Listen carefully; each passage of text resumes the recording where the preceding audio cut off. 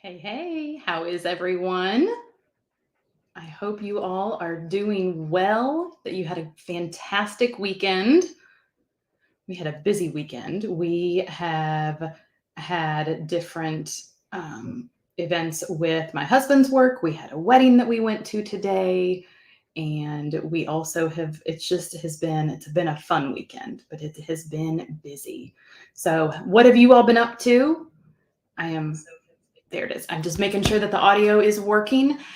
I hope you all are doing well. Like I said, it's been a great weekend. There's been a lot going on, but it has been really exciting to see some of our friends get married, to be able to have some time and just enjoy as we prepare for a lot of the busy holiday season. So, tell me in the chat, let me know what you all have been working on, what you've been doing, any specific questions that you might have. Today, the live, I'm really going to focus more on what deferred admission means for our seniors.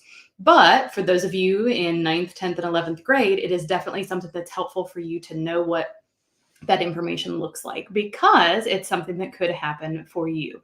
So the definition of deferral for a college is that when a student has applied to a college and they are applying early action, then that means that they've submitted all of their documentation. And sometimes it could be early decision. So students have applied early and they are working on wanting to have that answer early. Some of the early action or decisions are coming out right now, and that is something where you might end up that you hear about what your admissions acceptance is. So it might be that there's a couple different options. So one is that you're admitted, the other is that you are denied, another might be that you are deferred. And so what that means is the college is going to take your application and move it over into that regular decision time frame. And so they feel like you have potential to be a good fit at their school. You have the potential to, as someone that could be accepted there. However, it is not something that they are ready to offer you that spot at the school yet. They still want to be able to take a look at your information. They want to be able to find out and compare you to the student applications that are coming in as far as regular decision. So it's not a straight out denial. It does not mean that it's a no. It means a maybe, and we will see once we have all of the rest of our applications that have been submitted. So that can end up being, when we apply to schools, we really want to get that, yes, you've been accepted and admitted, congratulations. And sometimes seeing that deferral can end up really feeling difficult. It can feel like students end up that why was I deferred? Is this because I did something wrong? And it's not. It really isn't. It's not about that there's something wrong or bad. And in future episodes, and some in previous episodes, I'm going to talk about the priorities of the colleges, those institutional priorities, so that you can see what they might be looking for. And it might just be that they're not quite sure where students fall. So I know the emotional side of things, you end up that you really it can be heartbreaking as parents, as moms, as dads, as we are seeing our child's reaction. But it's not a definite no. So there's a couple different things that you can take a look at if your application has been deferred. So one thing is to take a breath, feel how you feel, and know that however you feel is okay. And then what we really want to do next is be able to evaluate, is this something where as a student, you say, you know what? That's fine. I was deferred. I was waitlisted. I am super interested in continuing to be able to have and to be considered as a student for that institution. And so what I want to do is move on from here and take the next steps to say, yes, I want to continue. Please continue to consider me. The other option might be that you say, you know what, if you don't want me as for early application, then I'm going to go ahead and say, thank you, but no thank you.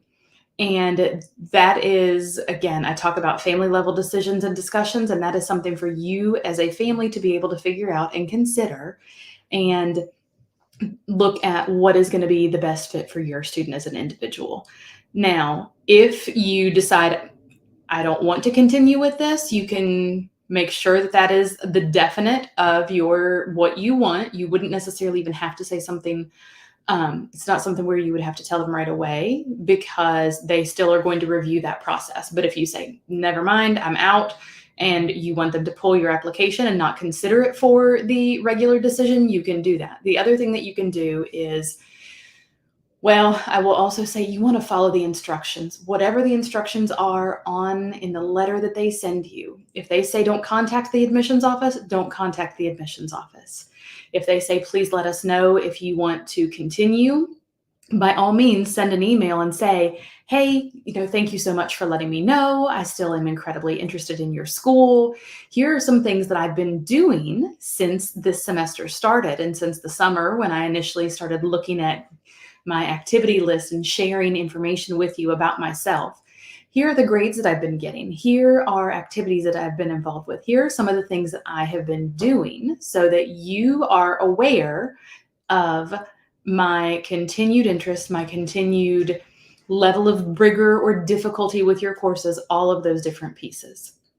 The next thing that you want to do, like I said, following their instructions, making sure that if there are updated semester grades that need to be sent in, that you ask your school counselor to do that, check with the school to see what that process is going to be, and then really just having conversations with family, with school counselors, and seeing what is going to be the next step. I would also encourage you to make sure that you still are reviewing your other options. Now, this is something where we want to make sure that you know what else is available, because that deferral is not a yes or a no, but it is something where it could be a yes. And so that's wonderful. Congratulations. But it also could be a no.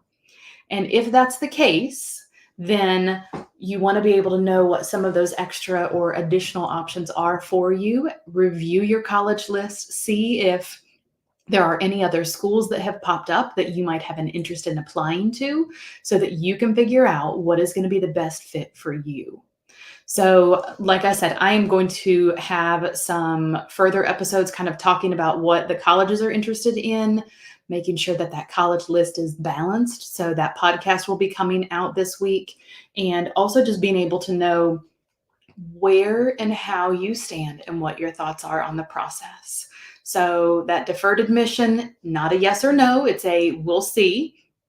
You really want to look at that continued interest. Look at, is there any other information that you have to share with the college about new grades, new classwork, any new contributions or activities that you have been involved with. And then really just making sure that you are reviewing all of your different options so that you can make the best possible decision with and for your student and evaluating that. I hope this has been helpful. Keep an eye out on that podcast episode and other information. I hope you all have a fantastic Monday. Take care. Bye.